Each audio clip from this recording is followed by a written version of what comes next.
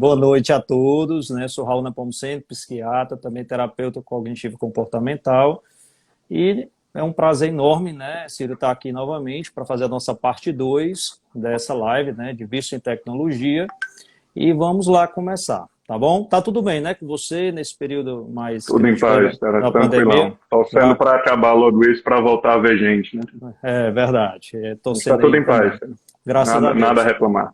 Bom, então eu queria fazer uma ponte com o último encontro, né, com a nossa última live, né, sobre esse tema, né? Bom, nós sabemos que a tecnologia, né, o avanço da tecnologia é algo assim que não tem como voltar atrás. A gente tem que saber lidar com isso, se adaptar a essa nova realidade, né? Que já vem vendo isso ao longo dos anos, né? Mas, assim, a nossa live aqui, a importância é porque a gente começa a analisar, né, que complicações, né, estão acontecendo ou podem vir, né, com o uso excessivo, né, uso não controlado, monitorado, moderado dessa tecnologia, desses recursos tecnológicos, né?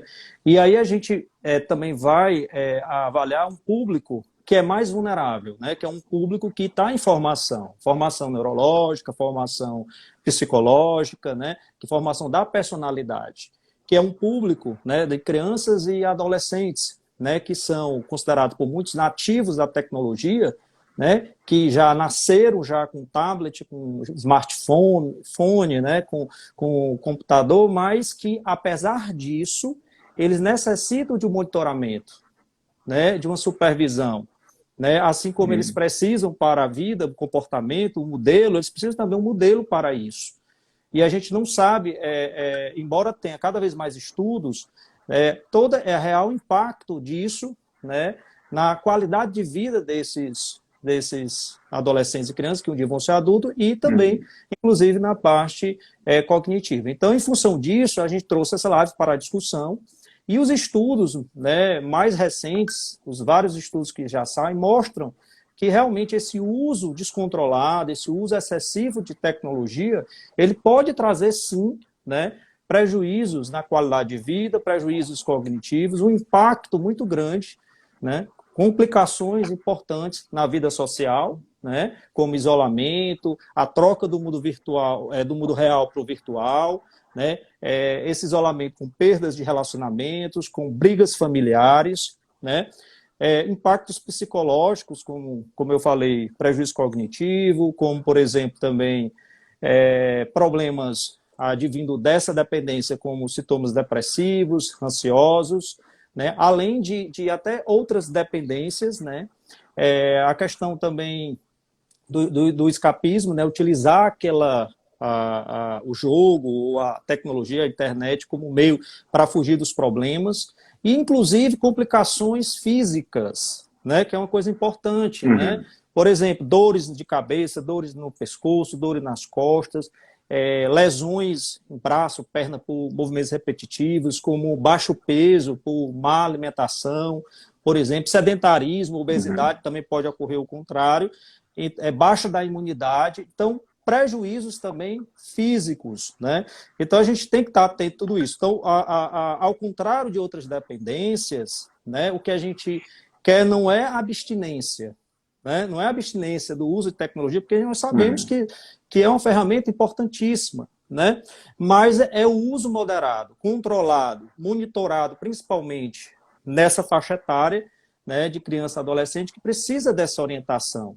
Então, é algo que a gente vem trazendo nessa discussão. E aí eu coloco, né, nesse momento, sabe, Ciro, da pandemia, em que o isolamento é um fator, o distanciamento social, o isolamento, as restrições, ela já causa ansiedade, já causa uma série de sintomas, predispõe a surgimento de vários transtornos, né, para quem tem tendência, ou potencialização de outros, para quem já está em tratamento, ele aumenta esse uso Uhum. dessa tecnologia, né, como uma ferramenta ali, né, com a criança e adolescente, e o adulto também, como eu falei, a questão da dependência da tecnologia é de todas as idades, né, mas a gente está no foco é a criança e adolescente. Muito bem, então há um aumento nesse período de pandemia, e aí as consequências nos quadros de ansiedade, depressão, e uma dificuldade depois para a readaptação, né, dessa nova vida pós-pandemia. Como vai ser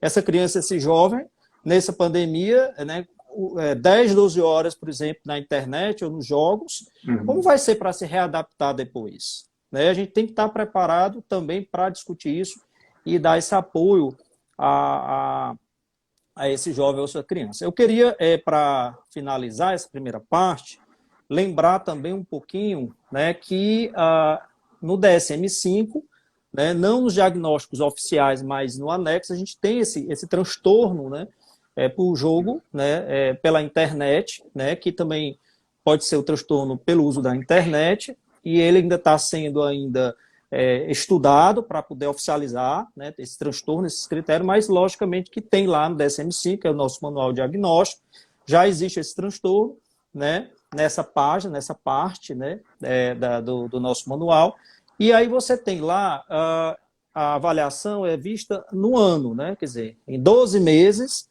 né, alguns critérios ali, 5 critérios de 9 precisam ser preenchidos, né, com sofrimento psíquico, né, com prejuízo funcional, que aí é perda, por exemplo, de ano letivo, baixo rendimento escolar, prejuízo laboral para quem é adulto, né, o aumento excessivo de preocupações com os jogos, né, quer dizer, passa a ser uma temática mais presente, dificuldade de parar os jogos, né, com sintomas de abstinência, irritação, ansiedade, tentativas frustradas de parar e não conseguir, né, o escapismo, né, que é o uso dos jogos ou da tecnologia para escapar de problemas, prejuízo nas relações, né, então uma série de realmente sintomas que a gente tem que estar observando e que aí fecharia esse critério, né, para esse transtorno. Lembrando que existe uma relação, né, desse transtorno por jogo pela internet, como jogo patológico, com os outros transtornos por uso de substância, né, exatamente por esse comportamento compulsivo de busca de prazer, né, e a ativação do sistema de recompensa. Diante disso, do ponto de vista de neuroimagem, acho que na outra live eu não comentei, eu não revi a outra live não, mas pelo que eu lembro eu não comentei, existem alterações funcionais estruturais, né, no lobo frontal, que é exatamente o lobo responsável por esse controle dos impulsos, né, para o nosso freio, né, e que ele, nessa dependência tecnológica, lembrando que é no caso de uso excessivo, não é para todo mundo que faz uso, você tem essas alterações estruturais e funcionais. E isso vai ter impacto em quê? Vai ter impacto na dificuldade de controle do impulso dessa criança, desse adolescente, no controle das emoções desse adolescente e também na execução das coisas, né? Então, assim, são coisas que a gente precisa estar atento realmente para discutir e lembrando, e ter esse controle, esse uso racional dos jogos, da tecnologia. É isso, eu queria começar fazendo essa explanação, Ciro. Ótimo. Raul, na primeira parte nós falamos também muito sobre redes sociais, né? As pesquisas, elas focaram muito nos jogos, mas hoje você tem muita pesquisa importante no mundo todo, incluindo redes sociais e tudo que envolve tecnologia, né? Principalmente a internet. Então, somando ao que você está falando, às vezes eu me questiono por que é que o cérebro fica tão vulnerável à tecnologia, né? Se é algo que está acontecendo a nível mundial, por que o cérebro gosta tanto disso, né? E aí, estudando isso, a gente cai numa palavrinha que se usa pouco, que chama de neuroeconomia, né? O cérebro, ele, entre outros princípios, tem um princípio de economizar energia. Então, você vê hoje, a tendência é assistente por voz, é você ligar e desligar a luz de casa pelo celular, é o mundo virar smart. E o mundo smart, até o aspirador de pó é um robô, ou seja, quanto menos gasta energia, mais vende. Então, as redes sociais, o iFood, esses aplicativos de comida, aplicativos de transporte, todos eles trazem como resolvendo essa dor do gasto de energia. E claro, nós que viemos de gerações que não tínhamos isso, nós lembramos de como é gastar energia para ir comprar uma pizza ou para dar uma saída, jogar um racha com os amigos. Uhum. E os nativos digitais, essas novas gerações, talvez nem não tenham essa experiência na memória. Entendeu? Então, como eu falei na primeira parte, os instintos humanos, eles são parcialmente ou totalmente satisfeitos pelo mundo digital. Né? Então, você tem sexualidade com a pornografia e trocas sexuais pela internet, você tem comunicação, equipes, desafios, você tem a reconhecimento, elogios, trabalho, estudo, ou seja, nós criamos um mundo paralelo que é mais econômico para o cérebro e que de alguma forma satisfaz, em parte ou totalmente, as nossas necessidades humanas. Né? Fora a ideia de viver sem limite em um prazer, que no mundo, vamos dizer assim, o mundo físico, se exige muito mais controle do limite do prazer do que no mundo digital. E no mundo digital ainda temos a falso controle, né? Você vê um falso controle de que a pessoa pode entrar e sair quando quiser, ou seja, eu encerro aqui um diálogo ou uma relação com um clicar de um botão. E no mundo físico não é assim. Né? No mundo físico você tem que ter mais habilidade em lidar com situações que gastem energia. Né? Então, assim, o maior prejuízo, eu acho, do uso não saudável da tecnologia é principalmente aquelas pessoas que se envolvem tanto, entram tanto, que desaprendem ou pedem um desgosto pelo mundo tradicional físico, que ainda é o nosso mundo de sustento, né? A maioria das pessoas é o nosso mundo de relacionamento, de família, de casamento, de namoro, de diversão, ainda é isso. Né? E aí nós temos potencializando uma pandemia que jogou todo mundo no mundo digital e potencializando também um estado de cansaço ou emocionalmente abalado. Né? Então, o que se vê é quando a pessoa está cansada ou esgotada, o cérebro tende a buscar o mais econômico. Quando chegamos cansados em casa, nós queremos economia, uma comida rápida, nós queremos não conversar, assistir alguma coisa. Então, o cérebro entra no modo economia de energia. Então, assim, já entrando um pouquinho no tratamento, e aí eu vou depois aumentar mais, existe em tratamento terapêutico para esses casos, né, o tratamento individual e o tratamento em grupo. Né? Lá no Hospital das Clínicas de São Paulo tem um atendimento para grupos bem interessante. São 18 semanas de projeto, né, de atendimento. Eu acho legal ter uma data para acabar, pelo menos para renovar, se necessário. Eu acho interessante. Em grupo é bom porque eles identificam no outro, já que eles vivem ali um mundo mais introspectivo, mais deles, eles conseguem enxergar no outro aquilo que eles negam em si.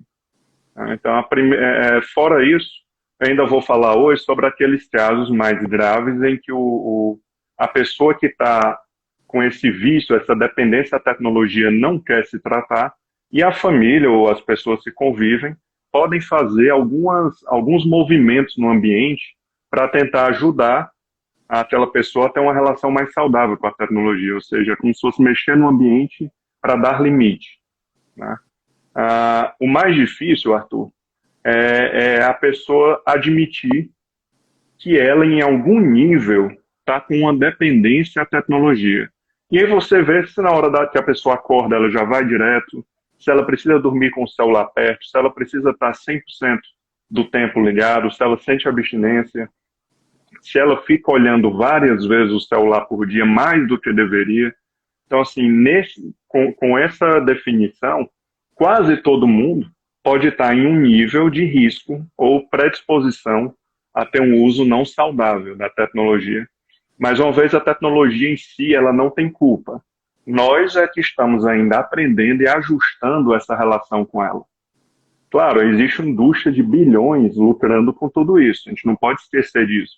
Mas também a gente não pode tirar do sujeito o poder dele de decisão. Nós decidimos, na maioria das vezes, nos dedicar à tecnologia. Tá bom?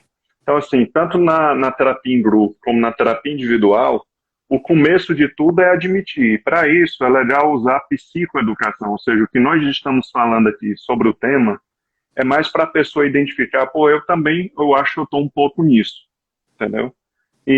Mas como toda dependência, né, o nome é usuário de internet é um nome até semelhante ao da dependência de drogas, como toda dependência, o sujeito ele acaba, não por mau caratismo, nem por fraqueza, mas ele não consegue reconhecer que ele está sem o controle. Sempre se tem inicialmente a noção de que você tem o controle, até parar.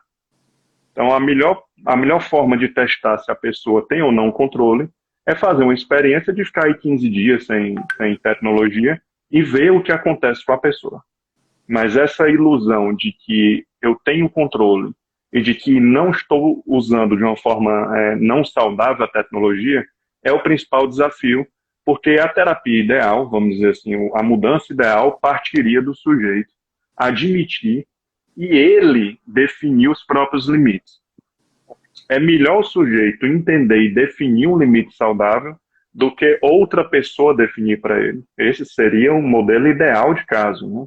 Que a gente sabe que nem sempre é assim. E o cérebro humano, como uma máquina incrível, ele se adapta. Então você vê pessoas hoje que vivem dentro de um quarto, com todas aquela característica, não tem uma higiene pessoal muito boa, está ali visualmente descuidado, não sabe o que é uma luz de sol. Então você olha que a pessoa ela não está saudável, entendeu? Mas de alguma forma o cérebro se adapta àquilo e começa a não ficar triste com aquilo, né? O cérebro humano ele tem essa carência social e você consegue no mundo virtual, seja em jogos online, né, que se joga com amigos, com equipe, ou redes sociais, essa sensação de reconhecimento social e de fazer parte de um bando, que é importante para a nossa espécie, a sensação de fazer parte de algo, né? Isso, de alguma forma, é plenamente ou parcialmente satisfeito pela tecnologia. O reconhecimento social, normalmente, quando você tem um caso, por exemplo, de um jogo patológico digital, você vê que o sujeito ele é reconhecido, ele é bom naquilo.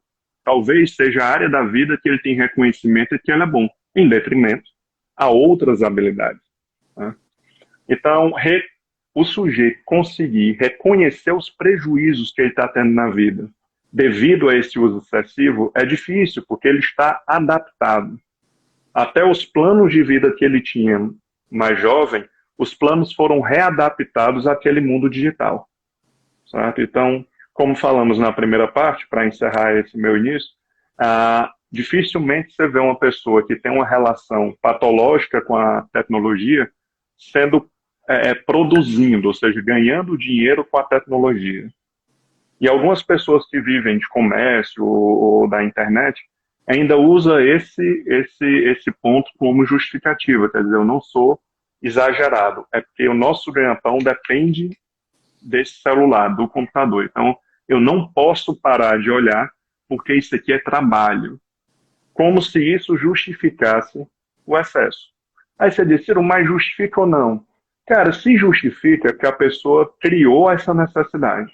Ela criou essa necessidade deixando de usar o telefone, deixando de usar reuniões e passando a usar somente aplicativo de mensagem.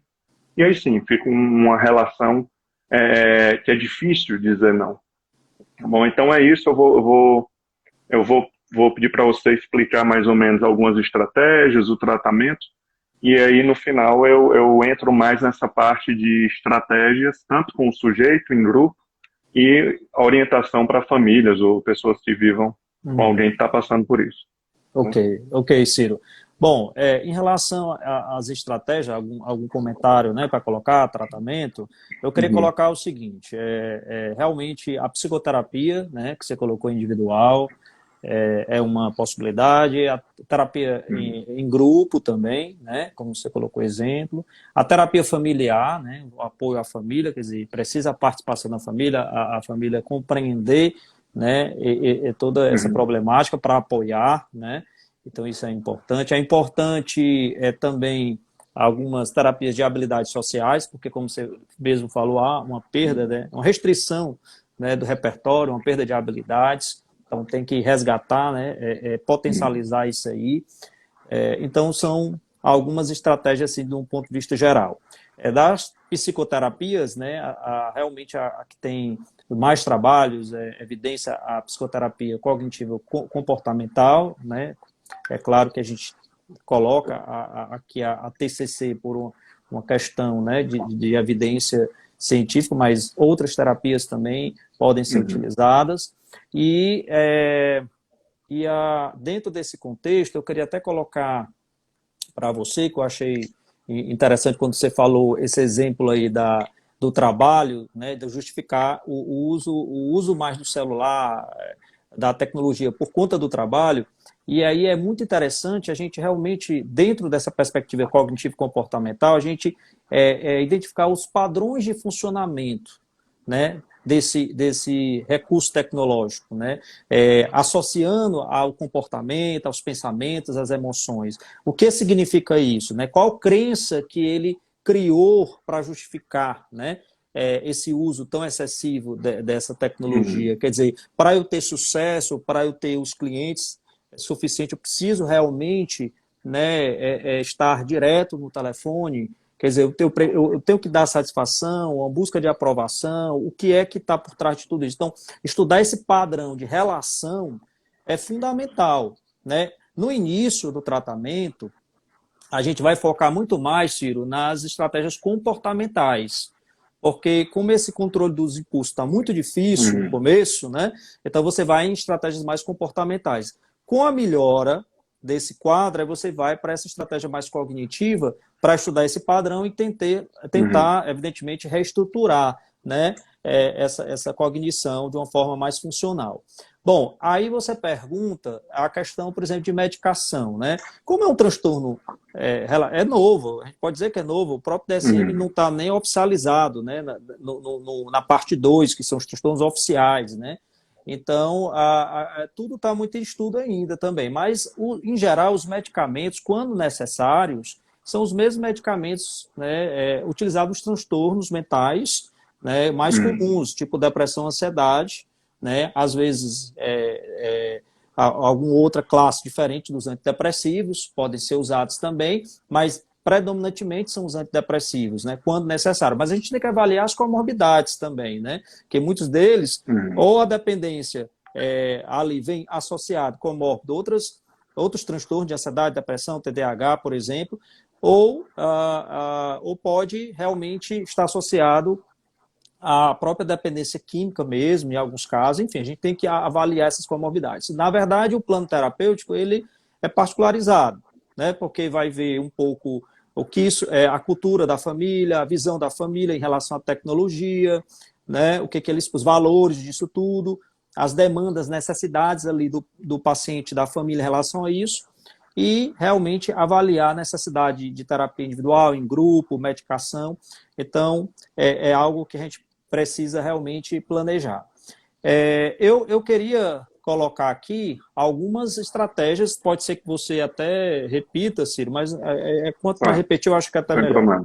Né, em relação a isso. Você falou da psicoeducação, né? Então, assim, psicoeducação eu acho que é o primeiro tópico. Isso serve tanto para prevenção, porque quando a gente está divulgando aqui, não só para os pais identificarem, ou até mesmo o adolescente que já tem condição de identificar quando ele pode estar fora aí da normalidade, vamos dizer assim, né, fora desse controle, mas também para prevenir, né, para os futuros pais, para os filhos que vão vir. Então, é importante. Os próprios governos, né, escolas devem também estar colocando esse tipo de intervenção preventiva, né?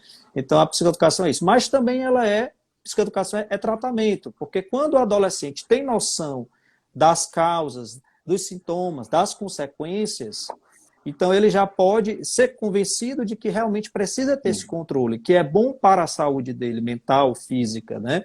Então, esse é um ponto importante da psicoeducação, também da família, e baseado na literatura, né? Porque é uma coisa importante. Hoje os adolescentes, eles pesquisam. Do mesmo jeito que na rede social, realmente há o que você falou, essa questão da diminuição de energia, há também a liberação de dopamina ali para a busca do desafio, no caso dos jogos, há também uma chuva de informações muito grande que gera até ansiedade. né, uma sobrecarga de informação enorme, mas eles buscam ali as informações. Então, se você não se basear numa literatura consistente, eles também não vão aderir tanto ao tratamento. Então, a questão da psicoeducação é muito importante. Uma outra questão, que eu acho que é o básico para a gente começar, é avaliar o tempo, né? O tempo de uso, né, dessa tecnologia. Acho que precisa fazer um registro diário desse tempo que é utilizado, disponível, né?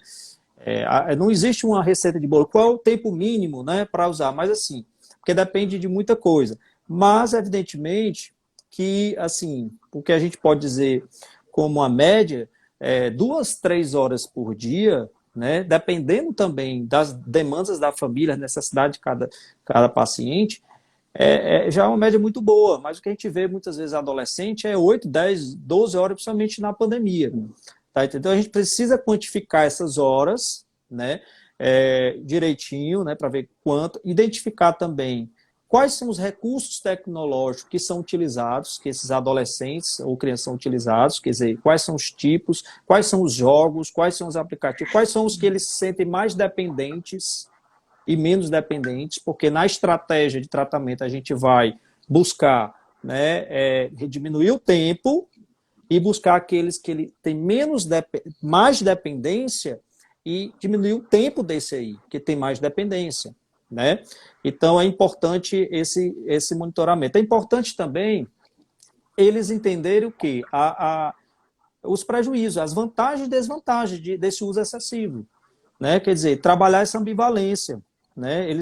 Quais são as vantagens, né, desse uso? Quais são as desvantagens? Para poder a gente realmente motivar, né, nesse tratamento, né? Então, é uma coisa que eu queria colocar também de estratégia. Bom, uma coisa que, dessa diminuição do cargo horário, não sei se você vai falar isso, mas eu até coloquei aqui para colocar para vocês, de qualquer forma, algumas pessoas já podem ter acesso. Nessa redução de tempo, né, de uso da tecnologia, é importante que seja uma coisa gradual. Né? Então, assim, a estratégia pactuada, né, com o terapeuta, com o psiquiatra, junto com o paciente e a família, mas assim, de modo que a cada semana você reduza uma quantidade percentual, né? Isso é estipulado, primeira semana 10%, 25%, 50%, 75%, de modo que a gente consiga ali reduzir o máximo possível, né, ao longo de um mês. Né? Isso aí, logicamente, pactuado, certo? Uma outra coisa interessante, Ciro, é como você entra ali no mundo virtual da tecnologia, então você perde aquelas habilidades, aquelas atividades, né, foram negligenciadas, atividades antigas, você fazer a lista das atividades que aquela pessoa costumava, adolescente, por exemplo, costumava fazer e que dava prazer. Fazer a lista dessas atividades, né? Porque dos critérios uma das possibilidades é você diminuir o tempo de uso, né, da tecnologia, mas você colocar outras alternativas. E que outras alternativas são essas? É claro que fortalecer o vínculo familiar, vínculo com os amigos, né, quer dizer, fortalecer a comunicação, né, social, a interação é um aspecto, mas você colocar atividades prazerosas também para eles, sem vínculo com tecnologia, também é uma estratégia importante. E aí, muitas vezes, você vai resgatar o que ele gostava de fazer, né, que passou a negligenciar. Isso aí é uma coisa importante. Como também, eu coloco aqui, contato com terceiros, né, fazer convites para sair, né, com colegas, familiares, né, a pessoa mesmo fazer esse convite como estratégia de habilidade, né, de promover essa habilidade. Como a gente falou, né, assim, são muitas estratégias de técnica, mas assim, como gera muita ansiedade, muitas vezes, quando você para, né, o jogo, quando você diminui esse tempo, então algumas estratégias simples, né, que a gente coloca, como atividade física, como a técnica da respiração diafragmática, em algumas situações de ansiedade mais intensa, né, relaxamento muscular também, que são estratégias que a gente utiliza no nosso dia a dia, pode ajudar a controlar mais a ansiedade, a emoção em alguns momentos. Bom, eu vou passar a bola, se eu me lembrar mais de algumas estratégias, na volta eu coloco aqui para você. Mas são algumas dicas que eu não queria deixar de mencionar. Raul, eu vou tentar completar o que você falou, alguns pontos. Certo. Eu posso repetir um pouco, mas a ideia é essa. O mais difícil que o sujeito admita, né? Depois reconheça os prejuízos. E falando das terapias e do senso comum, existe um ponto que não há discordância, que é a questão do limite. O ser humano não nasce de fábrica, vamos dizer, com o limite do prazer, ou seja, não nascemos naturalmente com a capacidade, não nem com a capacidade, mas com o desejo de dizer tá bom para um desejo de continuar algo, ou seja, é a dificuldade de frustrar o desejo de continuar um prazer. Isso é um treinamento por educação, a própria família ou a sociedade vai trabalhar isso. Mas um dos trabalhos mais complicados dos profissionais da área da saúde é, de alguma forma, tentar mudar essa imagem do limite, não como uma coisa chata, um mal necessário, mas que o paciente consiga ver a beleza e a importância de ter limite, ou seja, de ser realmente livre. Porque livre é quem tem controle. Você pode ser livre para fazer um monte de coisas com controle, quase nada faz mal. Então, o limite ao prazer, esse sim é um ponto em comum em todas as terapias, com estratégias diferentes, mas é algo que todo mundo entende com muita facilidade. O outro ponto importante, nos tratamentos, não só de vício em tecnologia, mas de maneira geral, é criar uma estratégia de toda mudança ter um período de, por exemplo, vamos fazer isso por 30 dias. Depois nós reavaliamos se a gente renova isso ou não. Porque quando você bota um deadline, ou seja, um prazo, e a pessoa vê que não é para sempre, ela tem uma maior facilidade de vencer essa resistência, porque ela sabe que daqui a um mês ela pode voltar. Né? É uma estratégia, de alguma forma, de gerar mudanças. É definir um período e depois desse período ver se está valendo a pena e renovar. Porque quando você projeta a mudança, às vezes o paciente está no momento que ele não consegue enxergar como ele vai estar daqui a um mês. Nós, como profissionais, a gente consegue visualizar como ele vai estar daqui a um mês. E é outro cérebro, talvez até valorizando a nova vida. Como ele não sabe, a gente pode ajudá-lo a viver essa experiência. Então, assim, é só pedir, cara, me dá essa experiência de 30 dias. Depois a gente reavalia. Se tu quiser parar, a gente para. Aí tu vê se tua vida está melhor ou pior. Né? A nossa ideia é melhorar a vida das pessoas, não é piorar. Só que a pessoa, de alguma forma, está ali sequestrada por aqueles padrões, você usou bem essa palavra. O cérebro, ele tem padrões. Um dos princípios cerebrais é repetir os padrões, ou seja, não vamos esperar que a vontade, o desejo interno colabore com essa mudança, né? Com essa redução com a tecnologia. Mas estar preparado para esses padrões e reconhecê-los e já pré-definir o que eu vou fazer diante desses padrões é uma saída bem interessante. Então, o padrão, ele tem um gatilho, né, um disparador, uma situação que inicia todo ele. E é importante desenhar com a pessoa como é o circuito daquele padrão dela.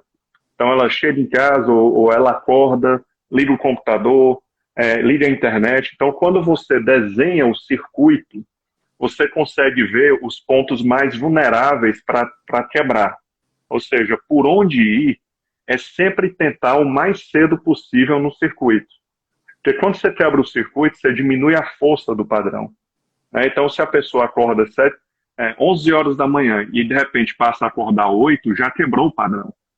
Se ela acorda e vai direto para o banho, quebrou o padrão. Se ela acorda e vai direto tomar café, quebrou o padrão. Então, o ideal é tentar quebrar o início do ciclo. Isso, a psicoeducação, ou seja, as explicações e o desenho junto com a pessoa, favorece demais. E é importante que a pessoa entenda que vai haver uma resistência.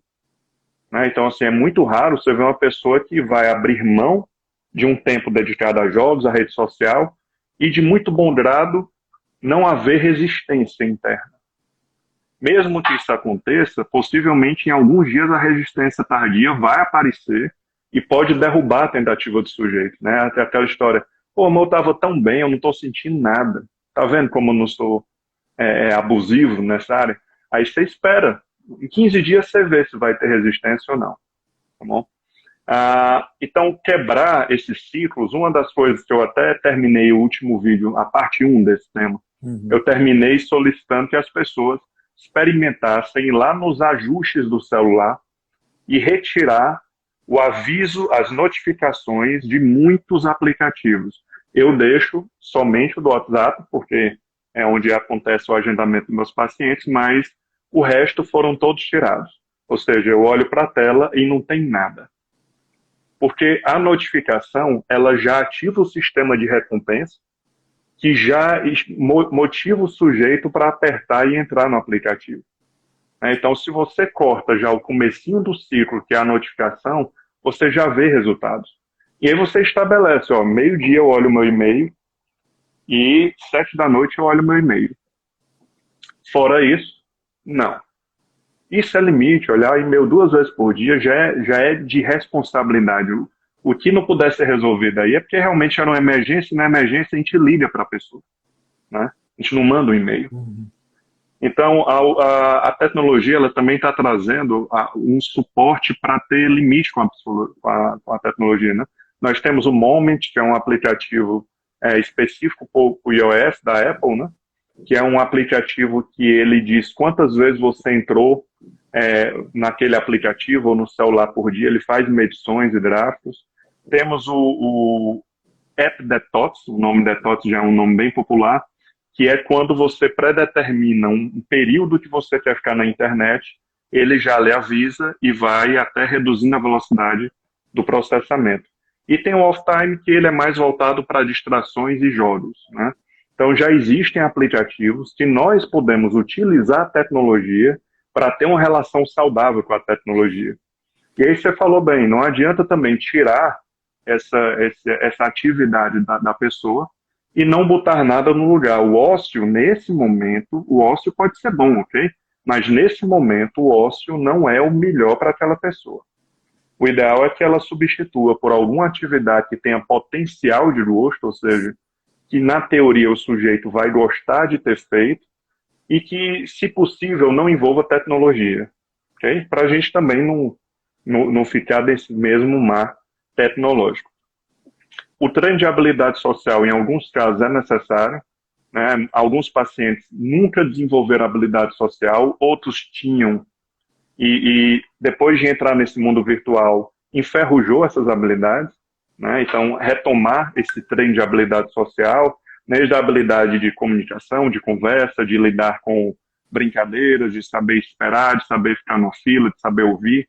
Então, tudo isso pode ser treinado. A higiene do sono, eu acho primordial para esses casos, porque no caso dos jogos, a maioria do uso abusivo dos jogos é na madrugada, que é quando todo mundo está ali mais livre e os agentes de fiscalização estão dormindo.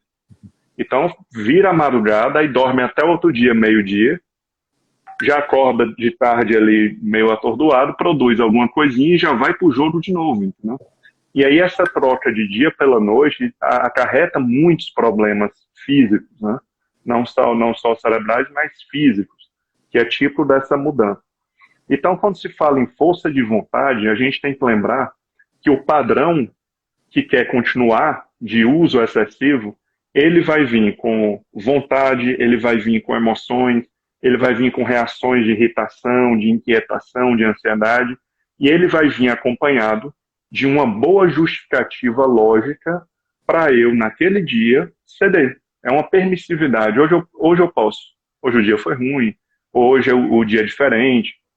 Alguém está me perguntando o nome dos aplicativos. É o Moment, em inglês momento, né? Moment. O app Detox e o Off Time. Off, O-F-F, Time. São os três que eu conheço. Né? Então, como você falou, a maioria dos casos se beneficia com mudanças graduais. Outros casos, você tenta as mudanças graduais e vê que o sujeito cai na resistência, né? E às vezes funciona bem com a retirada um pouquinho mais brusca. Mas a maioria funciona melhor, caso a caso, de forma gradual. Né? E naqueles casos em que o sujeito não entende como resolver a família, é interessante entrar com um treino de resolução de problema, que é uma estratégia de várias terapias, das TCCs também, que é elaborar qual é a questão, o problema, várias soluções e as etapas de várias soluções. Porque isso traz uma ideia que se o plano A não der certo, vamos para o B. Se o B não der certo, vamos para o C. E não simplesmente chegar e você é viciado, você está viciado, você está viciado. Esse tipo de coisa, se resolvesse, a gente não tinha serviço. Okay? Se chegar em alguém e criticá-la e botar pressão, resolvesse, seria tudo mais fácil, mas não resolve. Tá bom? E ainda em relação a estratégias, há alguns casos que nós conhecemos que o paciente, que o adolescente ou a criança ou o adulto não quer se tratar, a família pode pensar em algumas alternativas ambientais, né? Então, eu já vi familiares colocarem uma smart tomada, né, uma tomada inteligente acoplada no modem. Então, eles podem programar um período, por exemplo, de 10 da noite às 6 da manhã, a internet vai ser desligada. Porque sem modem, a pessoa só vai ter a internet do celular. Aí você diz, mas ela pode jogar? A minha ideia é que ela pode jogar de madrugada. Mas se tirar a internet, nesses casos mais graves, quando tira a internet, você tira um tempero muito importante do jogo, que são os amigos, a equipe. Você só fica você e a máquina. E a maior força das redes sociais é isso aqui que a gente está fazendo, a interação homem-máquina-homem. Então, quando você tira a internet, fica só homem-máquina e vai começando a perder o gosto. Então, é uma maneira de você reduzir o dano, né, uma estratégia de redução de danos, onde você vai tirando aquele sabor do jogo ou da rede social. Você não precisa tirar o aparelho. Muitas vezes, você só tira um tempero e deixa ele enjoando. Então, já vi bons resultados assim, para casos mais extremos. E aí sim, a tecnologia pode nos ajudar, né? Essa tecnologia Smart é barata, hoje por R$50 você consegue fazer essa adaptação. Né? Mas a ideia, cara, é que o diálogo e os acordos sejam feitos, né? Ó, vamos tentar isso, se você não conseguir, a gente vai para cá. Se você não conseguir, a gente vai para cá. Ou seja, dá para o outro a liberdade de tentar. E não partir direto para uma coisa drástica. É dar para a pessoa a chance de ela ter limite. Uma vez, duas vezes, três vezes, aí depois vai fechando as oportunidades ambientais, né, de tecnologia. Chefe, mais ou menos isso. Se sobrar um tempo no finalzinho eu complemento, mas eu queria lhe ouvir. A terapia não é a única solução, mas é muito recomendado para casos mais complicados. Né? Vamos lá, Raul. Vamos completar isso. E poderia completar mais algumas estratégias, tá certo? Por exemplo, da questão você falou nós falamos, na verdade, da psicoeducação, né? Que é fundamental, eu acredito muito nela, porque a partir dela nós vamos discutir a questão dos prejuízos, né? E eu acredito que a partir daí, principalmente o adolescente e o adulto também, lembrando que a dependência não é só da criança e adolescente, a gente está focando nessa faixa etária, mas você avaliando os prejuízos, isso é motivador, né? Por isso que é importante esse processo de psicoeducação para motivar e realmente a ter uma adesão desse tratamento. Bom, eu queria colocar também, como uma coisa nova aqui, as metas, né? Acho que assim, você falou o tempo realmente desse acompanhamento, seja individual, por exemplo, da terapia ou em grupo, ou mesmo de redução desse tempo de uso, né, da tecnologia, tudo com metas, né? Melhor, com tempo. Mas eu queria colocar aqui também metas, que é importante. Metas, mas não em relação ao tratamento em si, mas de vida, né? Então, assim, você tem um adolescente, então, como o repertório está diminuído, quer dizer, outras atividades perderam o interesse, então a gente quer, né, reprogramar um novo cronograma com alternativas, né? É importante a gente colocar metas, né? O que ele quer a curto, médio e longo prazo. Desafios, que isso também pode ser estimulante, né? Pode dar prazer, pode dar dopamina. Então, a atividade física, por exemplo, né? Competições esportivas, enfim, aprender uma língua, né? Então, isso vai tirar do foco dos jogos para o foco na vida real, da vida, né, é tentar desvincular. Então, isso aí é uma coisa que eu queria colocar para você. Eu tinha falado no início da live sobre os padrões, né, os padrões de relação entre a tecnologia, né, e o humor, o pensamento, o comportamento. Então, isso é muito importante no momento do meio para o final, né, como eu falei inicialmente, mais estratégias comportamentais, psicoeducação. E aí você falou em permissividade. Aí eu queria colocar como isso é importante, a gente registrar esses pensamentos permissivos, né, que justificaria meu uso a mais, né, ali na internet ou no jogo, a gente identificar e fazer um contraponto, que seria os pensamentos ponderados, né, exatamente para racionalizar, para corrigir essas distorções, que é muito comum nas dependências, né, essas crenças de permissividade. Né? Então eu trabalhei muito, eu mereço, né? Eu mereço aqui ficar final de semana jogando, ou então o exemplo que você falou, eu preciso do celular para ganhar dinheiro, então eu posso. São crenças permissivas, que geram esses pensamentos que precisam ter ponderações, que é o que você está colocando, e registrar é importante para essa questão de mudança cognitiva. Então, eu queria colocar isso, que é fundamental nessa parte cognitiva. A questão da redução de tempo, você falou aí da internet, né? De cortar a internet no período, a gente acaba tendo que sugerir algo parecido, né? No caso, por exemplo, uma coisa mais simples também é o relógio, o tempo, né? O tempo o alarme, na verdade, do tempo que você tem que parar de usar para poder estar lembrando. Isso é uma coisa importante, você pode programar isso. A questão também do cartão de lembretes, né? Ou de confronto, né? Mas assim, de alguma forma, um cartãozinho que você pode botar no celular é mais difícil, mas assim, no seu notebook, né? Em algum lugar para que a pessoa veja, né? Ali alguma mensagem, no caso, ou mostrando os prejuízos que aquilo pode trazer, ou de autoafirmação, que eu posso, né, de motivação, eu posso ficar sem a internet, ou sem o jogo, eu posso viver sem aquilo, né, não é toda... Eu posso ter o controle de si, né, essas frases de automotivação, ou realmente mostrando os lados negativos do uso excessivo. São mais algumas estratégias, né, que eu queria colocar aqui, que eu Raul, me me lembrei. tira uma dúvida, chefe. Eu estou um pouco longe das lives. O tempo continua 1 hora de live ou reduziram para 50 minutos? Bom, Sabe dizer? Alguém sabe não, dizer? eu É não porque sei te faz dizer. tempo, desde dezembro eu não faço. Eu acho que... Raul, deixa eu pegar um gancho rapidinho. Você falou uma coisa importante. Não só com Mas esses eu acho que deve pacientes. ser de 1 hora, eu acho. Eu acho que deve continuar de 1 hora. Eu Mas vou vamos lá. partir disso. Se cair antes, a gente volta. Tá Tá bom? bom, tá ok. Você falou um ponto que a gente não tinha falado ainda, que é importante, que é a falta de projeto de vida, de propósito, né? Porque sem esse ponto de referência, é difícil da gente trabalhar com pragmatismo, porque o certo e errado não deve entrar muito no tratamento, né? Nem na relação familiar, mas sim isso ajuda ou atrapalha o que tu quer da vida. O problema é que quando a gente fala em prejuízo, a gente tem que focar naquilo que a pessoa está deixando de viver e ela queria ter vivido. Como eu expliquei, o cérebro ele se adapta. Se você pegar um adolescente e disser, quando tu era mais jovem, qual era o teu projeto de vida? Era estar vivendo o que você está vivendo hoje ou era outro? Normalmente, por esse caminho, você vê que não era esse, mas eu estou feliz assim.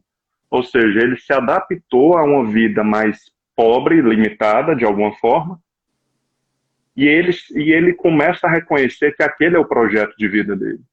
Mas, na verdade, não é o projeto original. Eu sei que a gente abandona projetos, mas às vezes é interessante você voltar um pouco e perguntar o que é que ele vislumbrava, tinha como objetivo de vida, entendeu?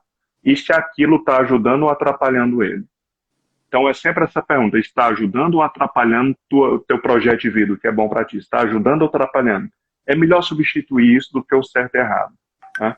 Quando eu sugeri o aplicativo e a tomada, é porque eu acho que quanto menos tiver interação de um familiar ali tirando a tomada, botando o horário, chegou a hora, acabou. Quanto menos houver um agente punidor físico, e se ele for digital, eu acho que gera menos atritos familiares. Entendeu? Na minha experiência, você ter limitadores digitais gera menos atrito do que o agente punidor humano, né? Vamos dizer assim. acaba tendo muito atrito, porque é como você tirar uma droga de alguém, você vai enfrentar uma certa agressividade, né? Ah, então, assim, esse projeto remodelado e a falta de projeto de vida, que não é exclusivo para esses indivíduos, mas de maneira geral, a nossa cultura não é muito de desenhar um projeto, pelo menos não na vida pessoal, tira de nós um ponto de referência, né? Raul, é um tema vasto, merecia outras conversas, tenho certeza que num futuro a gente vai retomá-lo. Tá? Queria mais uma vez agradecer, vou lhe dar um tempinho para a gente finalizar e você fazer o seu encerramento. E é isso, chefe. Convido mais uma vez, quem não assistiu a parte 1 desse tema, vai no canal Psicoeducação, Psicointeligência, canal Psicointeligência, YouTube, Spotify, podcast. Assiste a nossa primeira live e assiste essa, que uma vai complementar a outra. Raul, deixo contigo. Boa noite a todos. E mais uma vez, obrigado, Raul. Obrigado, Ciro. Eu que agradeço sempre esse convite e depois a gente vê aí o próximo tema, né? Bom, eu queria só colocar a importância da dependência nessa faixa etária, novamente falando, porque é uma faixa etária de transição, de amadurecimento neurológico, psicológico, comportamental, e apesar dessa garotada toda ter nascido, né, já com o tablet na mão praticamente, né, no mundo digital, eles necessitam, pela própria formação da personalidade, formação humana, eles precisam de modelagem, eles precisam de monitoramento, de uma referência, de aprender o controle, né? Não é porque eles nasceram já sabendo mexer em tudo que eles não precisam desse apoio, desse suporte. Eu poderia deixar muito claro isso, mas a tecnologia ela é bem-vinda, é um suporte extraordinário, a questão realmente é o uso racional e ter esse controle. E a gente vê ter noção do prejuízos em diversas áreas que a gente já falou, do uso abusivo, enfim, excessivo dessa tecnologia, né? No mais, é só agradecer a todos que estão nos assistindo. É um prazer muito grande. Eu também lhe admiro muito, Ciro. É um prazer muito grande aí participar da live.